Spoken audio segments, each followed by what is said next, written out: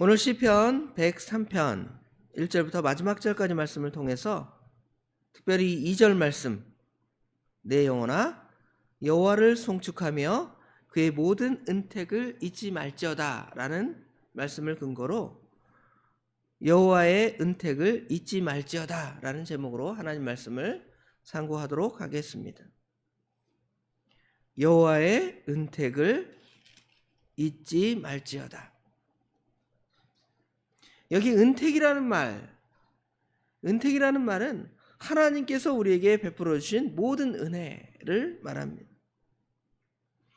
그런데 이 은택이라는 단어의 그 원어적인 의미를 조금 더 살펴보니까요.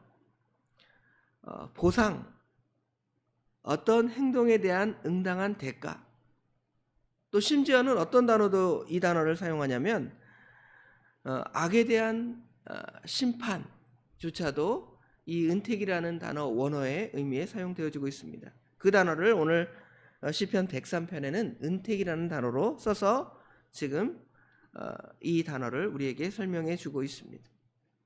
그러면 단순하게 우리가 은택이라는 단어를 좁게 그냥 하나님께서 우리에게 거저 주신 것, 뭐 던져주신 것, 좀 있는 사람이 없는 사람에게 던져준 것 정도의 의미가 아니라 어떠한 행동에 대한 어떤 보상, 잘한 것에 대한 어떤 뭐랄까요?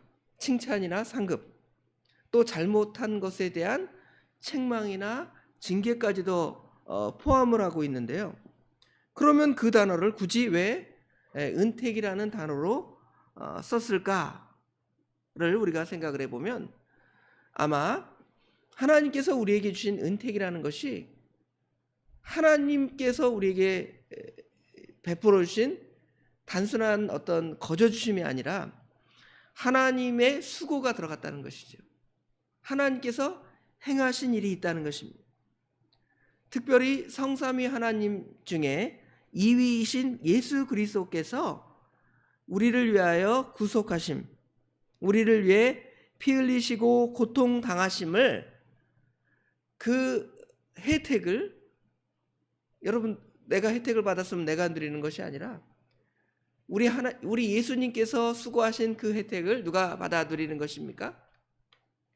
하나님의 택한 백성들이 받아 누리는 것이죠. 예수 그리스도의 의가 우리에게 덧입혀주고 우리가 하나님 앞에 의롭다 간주되어진 그 은택. 그러니까 은택의 무게가 훨씬 더 무겁다는 것을 알 수가 있습니다.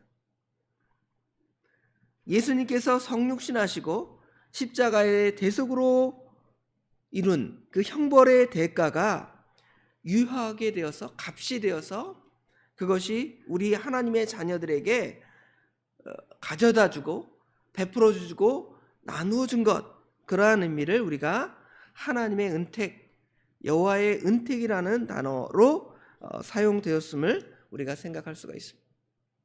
훨씬 크죠. 여러분 수중에 또 돈이 많이 있으니까 그냥 내 수중에 있는 돈을 누구에게 건져주는 것이 아니라 여러분이 누구에게 은혜를 베풀기 위해서 여러분이 수고하는 거예요. 여러분 옛날에 그 사랑의 열매 그거 있잖아요. 구세군 같은 데서 연말이 되면 막 남을 돕는데 남을 돕는 그 수고가 어떠한 사람의 수고가 많이 들어가는가? 대부분 거기에다가 돈 1,000원짜리 넣고 10,000원짜리 넣고 별거 아닌 것 같다고 생각하지만 그 돈의 대부분이 다 그런 돈이고 예를 들어 대기업에서 한 1억 내겠습니다. 한 10억 내겠습니다. 하는 돈은 그 중에 일부에 불과한 거예요. 그러니까 그 사랑을 나누는 것도 그냥 내가 그냥 너무 남아 돌아가지고 그냥 야 그래 내가 줄게 그냥 거저 받아라 던져준 것이 아니라 무엇이 들어갑니까? 내 수고, 내가 직장 생활에서 내가 돈 좀 아껴서 어떻게 하는 거예요? 남에게 그 선을 베푸는 것처럼 하나님께서 우리에게 베풀어 주신 그 수고는 그냥 그런 것에 불과한 것이 아니라 심지어 우리 하나님께서는 자기 사랑하시는 독생자를 희생시킨 것이고요. 우리 예수님께서는 자기 몸을 찍혀서 우리에게 은택을 베풀어 주신 거예요. 그래서 은택이라는 단어를 은혜와 덕택 그러잖아요. 은혜와 덕택으로 생각하면 그 의미를 더 확장할 수가 있겠습니다. 그런데 오늘 시편 기자는 여기 1절부터 22절까지 말씀을 통해서 그 하나님의 은택을, 여호와의 은택을 잊지 말고 뭐라고 말씀하십니까? 1절, 2절, 20, 21, 22 송축하라. 송축하라는 말을 몇 번이나 반복하고 있냐면 무려 7번이나 1절에 2번, 2절에 1번, 20절, 21절에 1번, 또 22절에 2번 하나님께 송축하라고 우리에게 말씀하고 있습니다. 반복해서 말하는 것은 무엇 때문에 반복해서 말하겠습니까? 강조하고 꼭 그렇게 하도록 권면하는 말씀이라는 것을 우리가 생각해 볼 수가 있습니다. 그러면 누가 송축하냐면 여기 1절에 보면 내 영혼아, 내 속에 있는 것들아. 아까 찬송가에는 내 몸과 내 마음이 다 우리 하나님을 송축하는 것입니다. 여기 송축한다는 말은 그분께 영광을 말하고 선포하는 거예요. 바락이라는 단어인데 원래는 복을 준다. 우리 하나님께서 성도들에게 복을 주신다 하는 단어를 이 송축한다는 단어로 쓰고 있는데, 여러분 그 사극에, 옛날 사극에 보면 왕이나 황제가 등극한다 그러면 그 왕 황제 앞에서 어떻게 해요? 만세나 천세를 부르잖아요. 오직 왕에게만, 오직 황제에게만 그 영원한 그 복이 있기를 그렇게 비는 것처럼 우리 하나님께 진정으로 비는 거예요. 사실은 세상에 영원한 축복을 받을 대상은 없죠. 하나님의 진노 아래 있는 인간, 우리가 지난 주일에 배운 것처럼 우리 인간이 범죄함으로 모든 인류가 하나님의 진노 아래 있고, 심지어 피조물들조차도 우리 인류가 그렇게 죄로 그것을 사용하니까 그것들조차도 다 진노 아래 있게 된 것이죠. 그런데 예수 그리스도의 대속의 은혜는 그들에게 그 진노를 벗어나게 하고 영원한 은혜와 복의 자리에 나아갈 수 있는 은혜를 우리에게 주신 것입니다. 그러므로 결국 우리는 참으로 송축할 대상, 참으로 복을 우리에게 주실 대상은 우리 하나님밖에 없다라는 것을 시편 기자는, 오늘 다윗은 우리에게 분명히 보여주고 말씀하고 있습니다. 내 영혼, 내 속으로부터 시작을 해서 여기 20절, 21절, 22절에 보면 그 송축할 대상이 커지는 거예요. 20절에는 여호와의 천사들이여 여호와를 송축하라. 21절에는 모든 천군이여 여호와를 송축하라. 22절에는 여호와의 지으심을 받고 그가 다스리시는 모든 곳에 있는 너희여.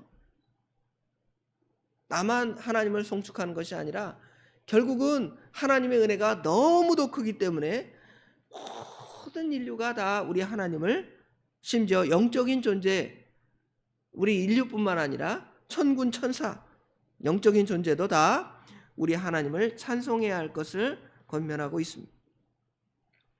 이제 2절 하반절부터 19절까지는 왜 그러면 우리가 그 하나님을 송축해야 하는가를 구체적으로 몇 가지로 설명을 해주고 있습니다. 3가지로 말씀드리겠습니다. 첫 번째로는 하나님께서는 우리 죄를 용서하시고 사하시는 은택을 우리에게 베풀어 주셨기 때문입니다. 여기 3절부터 5절, 또 8절부터 13절에는 하나님께서 우리를 용서하시고 우리를 사랑하시는 그 은택이 기록되어 있습니다. 3절에 보면 그가 내 모든 죄악을 사하시며 내 모든 죄를 용서하셨다는 것입니다. 내 모든 병을 고치시며, 모든 병의 원인이 우리 인류의 죄 때문 아닙니까? 우리를 용서하셨다는 것입니다. 10절에 보면 우리를 죄를 따라 우리를 처벌하지 아니하시며 우리의 죄악을 따라 우리에게 갚지 아니하십니다. 그래서 우리 죄를 용서하시는데요. 어떻게 용서하시냐면 여기 12절에 동이 서에서 먼 것처럼 우리의 죄가를 우리에게 멀리 하셔서 우리를 용서하셨다는 것입니다. 그런데 그것이 그냥 용서하신 것이 아니라 여기 4절에 보면 내 생명을 파멸해서 속량하시고 그랬죠. 여기 속량이라는 단어는 어떤 값을 치르고 우리를 그 가운데서 건져주신 걸 말하는데, 예수 그리스도의 십자가의 대속으로 우리를 생명의 파멸에서, 여기 육신의 생명의 파멸 뿐만 아니라 여기는 특별히 영적인 생명의 파멸, 영원한 지옥 심판에서 우리를 속량하시고 우리에게 인자와 긍휼로 관을 씌우실 뿐만 아니라 우리에게 우리의 소원을 만족해 하셔서 우리를 구원하신다는 것입니다. 그런데 그 구원의 근거는 어디에 있냐면 우리 하나님의 사랑에 있습니다. 8절에 보면 여호와는 긍휼이 많으시고 은혜로우시며 노하기를 더디하시고 인자하심이 풍부하시도다. 자주 경책하지 아니하시며 노를 영원히 품지 아니하시는 그 하나님의 그 근본적인 성품, 그것 때문에 우리의 죄를 용서하시는 것입니다. 우리를 사랑하셔서 우리에게 은혜를 이렇게 넉넉하게 풍부하게 베풀어 주심을 오늘 시편 기자는 우리에게 말씀해 주고 있습니다. 그러므로 우리가 하나님의 은택을, 여호와의 은택을 잊지 말아야 할 것입니다. 두 번째로 하나님께서 우리에게 베풀어 주신 은택은 여기 6절 7절에 보면 여호와께서는 공의로운 일을 행하시며 억압당하는 모든 자를 위하여 심판하시는도다. 그의 행위를 모세에게, 그의 행사를 이스라엘 자손에게 알리셨도다. 그렇게 말씀하고 있습니다. 이 말씀은 무슨 말씀이시냐면 하나님은 사랑이 무한하셔서 사랑만 베푸시는 것이 아니라 하나님께 악을 행하는 자들에게 공의를 베푸시는 하나님이십니다. 그런데 그 하나님의 공의가 어떠한 형태로 나타나냐면 하나님을 믿는 모든 백성들이 악한 자들에게 억압을 당합니다. 우리 예수 믿는 사람들이 예수님 때문에 고난당하는 것이죠. 마태복음 5장에 보면 팔복 중에 예수님을 인하여 예수님 때문에 우리 택한 백성들이 고난을 당할 때가 있습니다. 그러면 우리 하나님께서는 그것을 그냥 보시는 것이 아니라 하나님의 공의로 억압하는 자들을 하나님께서 심판하시고 또 하나님께서는 억압받는 하나님의 백성들을 구원하신다는 것입니다. 그러하기 때문에 우리는 그 하나님의 은택을 잊지 말아야 합니다. 어떤 사람들을 하나님은 이신론자로 생각을 합니다. 거의 18세기, 19세기쯤 되어서 미국이나 유럽에는 이신론적인 개념들이 생겨납니다. 여기 이신론이라는 것은 하나님이 우리를 창조하신 것은 맞습니다. 창조주 하나님은 인정을 합니다. 그런데 이 이신론자들은 뭘 인정하지 않냐면 하나님께서 우주 만물을 창조하신 다음에 이렇게 팔짱을 끼고 어떻게 돌아가는가, 자연의 그 근본 원리를 따라 그냥 돌아가도록 그냥 구경만 하신다는 것입니다. 어떤 사람이 해를 당하든 해를 당하는 건 그냥 약육강식의 원리에 따라 해를 당하는 거야. 겨울이 막 추워서 꼭 얼어 죽는다. 그거는 하나님이 겨울에 해를 멀리하게 해서 춥도록 한 거야. 그 정도로만 생각하는 것이 이신론자들입니다. 그러나 우리 하나님은 이신론자들처럼 그냥 우리를 팔짱을 끼고 보시는 것이 아니라 하나님께서는 하나님의 백성들을 어떻게 하십니까? 인격적인 하나님이 되셔서 간섭하시는 하나님. 그래서 하나님을 대적하는 자를 때때로 하나님의 공의를 따라 심판하시고 하나님을 믿고 섬기는 사람들, 핍박을 당하고 고난을 당하는 하나님의 백성들을 그 가운데서 구원하시는 하나님, 그 하나님이심을 우리는 믿고 따라갑니다. 그의 행위를 모세에게, 그의 행사를 이스라엘 자손에게 알리셨다는데 하나님께서 하나님의 공의를 모세에게, 이스라엘 자손에게 어떻게 알리셨냐면, 그 하나님께서 이스라엘 백성들을 애굽에서 구원하시잖아요. 구원하실 때에 이스라엘 백성들과 모세는 하나님을 사랑하고 하나님을 따라가기를 원하지만, 이 바로와 이 애굽의 사람들은 하나님을 대적하죠. 하나님의 10가지 재앙을 대적하잖아요. 그럴 때 하나님께서 하나님의 택한 백성들은 구원하셔서 홍해 바다를 건너고 광야를 건너서 이제 마지막에는 가나안 땅에 정착하게 하시지만, 이 애굽 사람들은 어떻게 하죠? 10가지 재앙을 내리실 뿐만 아니라 마지막에는 물로 수장을 시킵니다. 홍해 바다로 그들을 다 수장시키는 하나님의 놀라운 일을 행하시는 하나님의 그 은택을 우리가 잊지 말아야 할 것입니다. 세 번째로 하나님께서 우리에게 베풀어 주신 은택은 하나님을 경외하는 자들을 하나님께서 보호하신다는 것입니다. 여기 11절에 보면, 이는 하늘이 땅에서 높음같이 그를 경외하는 자에게 그의 인자하심이 크미로다. 하나님의 인자하심이 큰 것을 어떤 사람이 더 많이 할까요?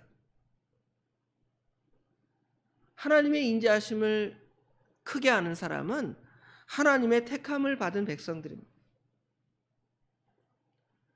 믿지 않는 자들도 비가 햇볕이나 공기나 이런 것이 어떤 신이 우리에게 준 것이다, 자연신이 우리에게 그런 은혜를 준 것이다, 그렇게 생각하는 사람도 있습니다.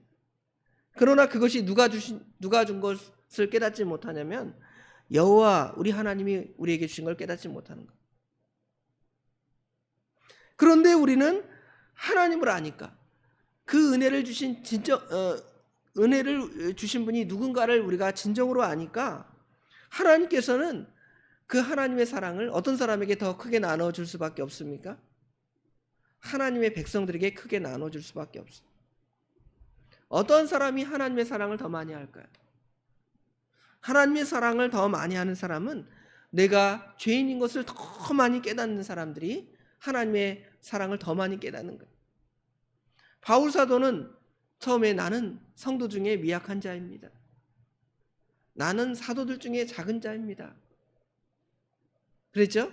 그러다가 마지막에는 뭐라고 고백하냐면 나는 죄인 중에 괴수입니다. 왜 그렇게 바울 사도가 고백을 할 수 있었는가? 자신이 그냥 그 겸손한 사람입니다, 그걸 갖다가 나타나기 위해서, 보여주기 위해서 그런 것이 아니라 하나님의 사랑을 깨닫고 자신의 죄악됨을 깨달으니까 어떻게 할 수밖에 없는 거예요? 그렇게 말할 수밖에 없는 거예요. 전에는 그냥 나는 죄인입니다, 그냥 살짝 죄인입니다, 내가 잘못했습니다 정도로 깨닫다가 예수님의 사랑과 내 죄악이 깨달아지면 그냥 계속 눈물이 나오고, 나를 이러한 죄악에 와서 구원해 주시니 얼마나 감사합니까 하고, 그 감사의 감격이 어떻게 되는 거예요? 더 크게 되는 것이죠. 어떤 사람이 크게 되냐면 여호와를 경외하는 사람, 내 죄악을 깨닫는 사람이 여호와를 경외할 수밖에 없고, 하나님을 경외하는 사람은 하나님의 사랑이 크다는 걸 알게 되는 것입니다. 그래서 여기 17절에는 여호와의 인자하심은 자기를 경외하는 자에게 영원부터 영원까지 이르며 그의 의는 자손의 자손에게 이르리니, 하나님의 은혜가 얼마나 큰지 하나님을 경외하는 사람들에게 그렇게 하나님의 사랑이 커지는 거예요. 우리 인간이 연약하잖아요. 상한 갈대와 같고 꺼져가는 심지와 같다고 이사야 선지자가 고백을 했고, 우리 예수님께서 그 말씀을 인용하시잖아요. 여기 보면 우리 인생은 15절에 14절부터 보면 우리의 체질을 아시며 우리는 단지 먼지뿐임을 기억하심이로다. 인생은 그날이 풀과 같으며 그의 영화가 들의 꽃과 같도다. 그것은 바람이 지나가면 없어지나니 그 있던 자리도 다시 알지 못하거니와. 그런 인간이고 그런 인류지만 하나님께서 하나님을 사랑하는 자, 하나님의 사랑을 받는 자에게는 하나님의 인자하심이 영원하다는 것입니다. 그것은 하나님께서 우리에게 약속하신 말씀입니다. 18절에 보면 곧 그의 언약을 지키고 그의 법도를 기억하여 행하는 자에게로다. 하나님은 언약의 하나님, 여호와 하나님, 언약대로 행하시는 하나님. 그 약속의 말씀을 지키셔서 우리를 구원하시고 구속하시는 그 하나님, 우리가 어찌 찬양하나? 찬양할 수밖에 없습니다. 송축하라 내 영혼아, 찬양하라 내 영혼아, 경배하라 내 영혼아. 그러죠? 그 찬송이 어찌 보면 지극히 당연할 것입니다. 죄를 용서하시는 하나님, 악을 심판하시는 하나님, 하나님을 경외하는 자들에게 언약의 말씀대로 우리에게 은혜를 베풀어 주신 그 하나님의 은택을 잊지 말고 믿음으로 살아가며 하나님의 은혜를 어찌 보답할까 하고 늘 주님의 은혜를 잊지 아니하는, 보답하는 삶을 살아가는 저와 성도 여러분이 되기를 간절히 원합니다. 기도하겠습니다. 아버지 하나님, 은혜와 사랑을 진심으로 감사합니다. 오늘도 저희를 사랑하셔서 단잠을 깨우시고 하나님께 나와 하나님을 예배하며 특별히 우리 하나님의 놀라우신 사랑을 찬양하며 송축하며 경배하라고 말씀하신 그 말씀을 상고하게 하신 아버지 하나님 감사합니다. 우리를 영원한 죄악에서 구원하시며 또 특별히 하나님의 택한 백성들을 악한 자의 손에서 구원하여 주실 뿐만 아니라 하나님의 말씀대로 우리를 아버지 하나님, 하나님을 경외하는 자에게 그 은혜가 크게 넘치도록 부어주신 그 하나님을 오늘 이 새벽에 이 말씀을 통해 상고하여 싸우니 우리가 그 은혜를 감사하며 감격하며 어찌 보답할꼬 하는 아버지 하나님 믿음을 우리에게 풍부하게 아버지 하나님 가질 수 있도록 도와주시옵소서. 아버지 하나님, 오늘도 그렇게 살기를 원합니다. 우리 하나님 도와주시옵소서. 날씨가 쌀쌀합니다. 우리 성도들의 건강을 지켜주시고 특별히 이번 주에 있을 우리 중고등부 수련회 우리 하나님께서 함께 하셔서 우리 중고등부 학생들 많이 참여하게 하시고 더 많은 은혜의 그 집회가 성회가 될 수 있도록 우리 하나님께서 순서를 주관하여 주시옵소서. 모든 것 우리 주님께 맡기오며 예수님의 이름으로 간절히 기도드리옵나이다. 아멘.